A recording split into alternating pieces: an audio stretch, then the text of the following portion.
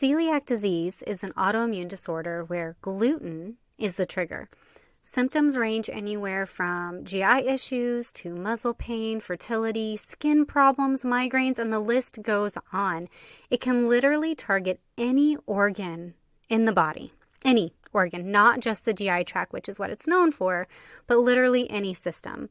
I have been living in the celiac world since my dad was diagnosed with recurring polychondritis. We went gluten-free for him, and it turned out my mom's lifelong symptoms got better. And then my daughter came along, and she was diagnosed with celiac disease. I went gluten-free when she was just 8 weeks old because she had this horrible colic where she was just crying and vomiting every single night from like 4 p.m. to 10 p.m. And I just remember bawling with her. And my mom was like, why don't you try going gluten-free? I really think that's the trigger. So I did, and she got better. And she was formally diagnosed when she was 2 years old. Anytime she's gotten gluten in those younger years, there was wailing and hours of crying and vomiting. Her violent reactions actually led to her diagnosis because she wasn't able to get tested because she hadn't been exposed to gluten regularly. Most people are not lucky enough to get diagnosed so young. Oftentimes, you're getting diagnosed much older. Sometimes it's as a teenager getting hospitalized, and sometimes it's not until you're in your 30s, 40s, or even 50s by the time you're diagnosed. No matter what age you are, today I have 4 solid tips to help you get started on your gluten-free and autoimmune disease journey and on your path to becoming asymptomatic. Welcome to the Therapeutic Food Solutions podcast. I'm your host, Marian Mitchell. I'm an integrative nutrition health coach, therapeutic diet expert, and founder of The Road to Living Whole. There are many different diets out there. It's hard to know which one is right for you with your chronic illness and autoimmune disease. In this podcast, I'm going to share with you the foundational pieces every single therapeutic diet out there shares, and also how to use the best one for your particular diagnosis. If you've been looking for a meal planning partner, help navigating the complicated healthcare system, and want to feel better quickly, I'm your girl. Grab your kombucha and notebook. Let's dive in. Getting the celiac diagnosis, while relieving to know that you're not crazy and your symptoms are actually valid, it's also incredibly overwhelming. When you start researching a gluten-free diet, you realize that gluten is in everything. Literally everything. It is in salad dressings, spaghetti sauce, soy sauce, marinades, seasoning blends, chocolate, ice cream, yogurt, canned soups, beer, drink mixers, oats, medications, lipstick, lotion, shampoo and conditioner, green cleaning products. It's in everything. You have to do a complete lifestyle overhaul. Not only that, then comes the sticker shock. When you're at the grocery store for that first time and you're replacing all of your gluten ingredients with gluten-free ones, holy moly, your bill can easily double or triple if you eat that way. Then let's add more to it and talk about dining out. Most of your favorite restaurants probably are not going to be able to accommodate you. You're either stuck eating an expensive salad way more often than you would like, if you can even eat the salad dressing, or you have to find those restaurants that not only say that they're gluten-free, but the staff has to be knowledgeable enough to know what gluten-free is. You literally just want to curl up in a ball and cry. I know, because I've been there.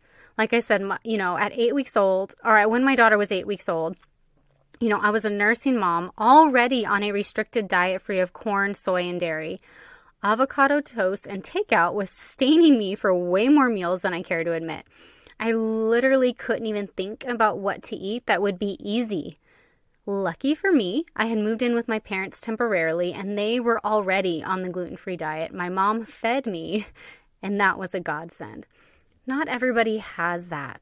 So today, I want to make your journey much easier. I have 4 tips to help you get started. So grab your notebook. It is time to take some notes. Tip number 1, real food doesn't have gluten in it.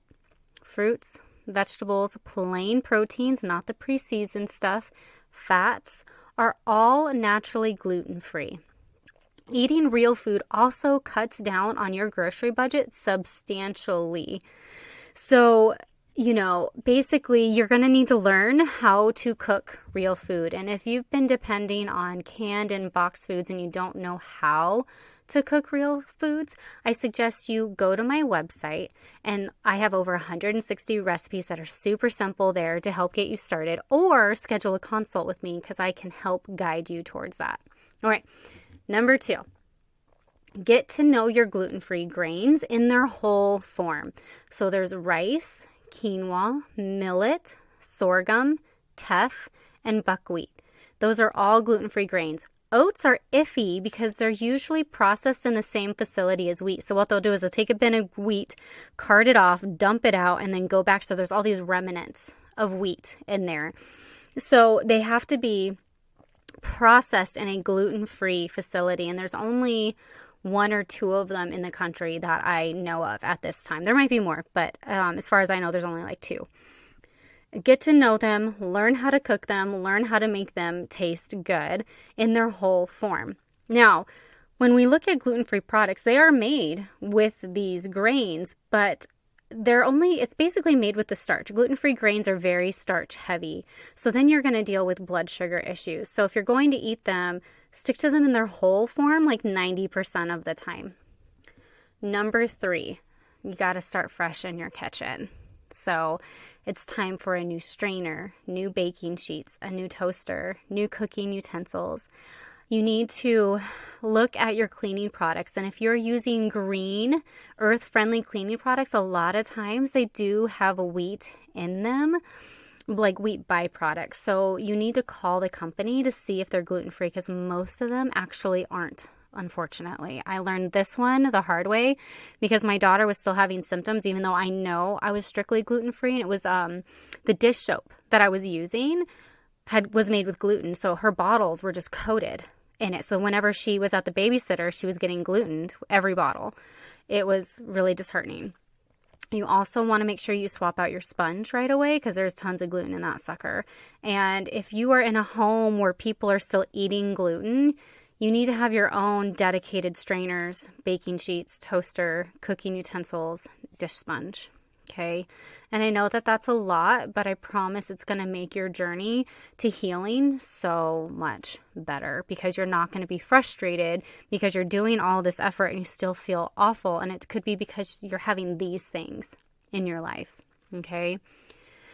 And then last but not least, we need to talk about swapping out your makeup and skincare products for gluten-free brands. Now, lucky for you, compared to 9 years ago, you have so many options, including affordable ones.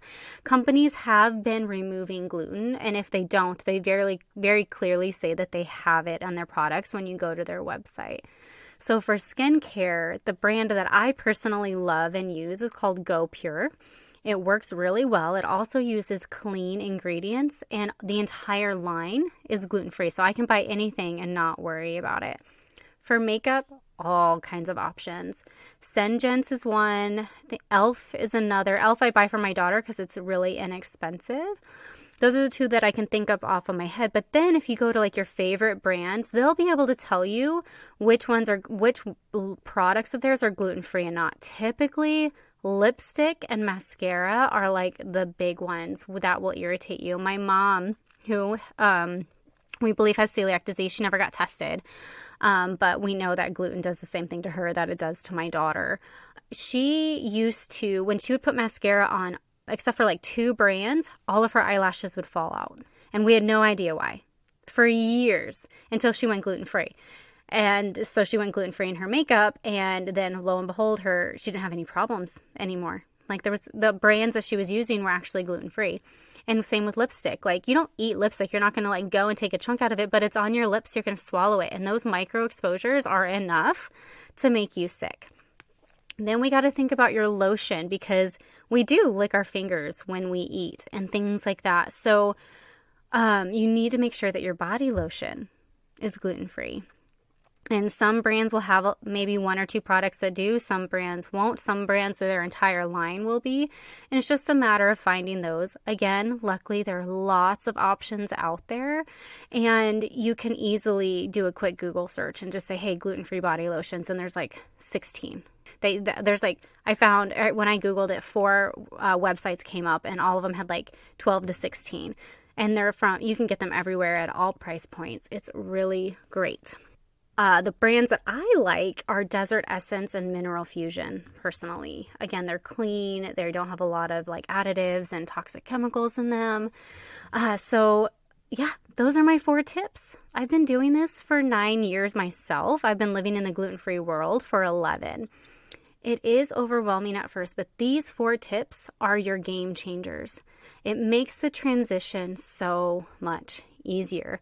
And again, if you're still like overwhelmed and like, I don't even know where to begin, go ahead and schedule a free discovery call with me. I would love to talk to you, talk to somebody who's been there, who's gone through it. And I can give you several options on, different ways that I can help you navigate this lifestyle. We can figure out the best one for you and your unique situation. The link to schedule that is in my bio. And again, if you are looking for simple recipes that are easy to make, that don't take a lot of time and don't have a million expensive ingredients, head over to my website, www.roadtolivingwhole, that's WHOLE.com. And then you'll click on the link that says recipes right there at the top left.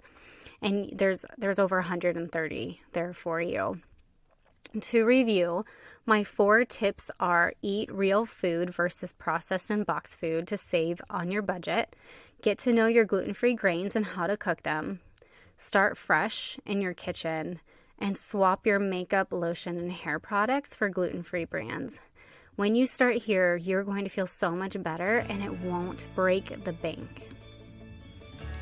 Thank you so much for hanging out with me today. If you found this episode helpful, would you do me a favor and help others find it by leaving a review, sharing a screenshot on social media, or sharing the link with a friend? By you sharing what you've learned, others are able to find this podcast and join our community. Be sure to check out my website, www.roadtolivingwhole.com, for over 160 delicious recipes, a variety of meal plans, and a blog packed full of even more healthy living tips. If you'd like to learn more about how to work with me as your coach, you can schedule a free consult through www.roadtolivingwhole.com/health-coaching/. Until next time, friend. Bye.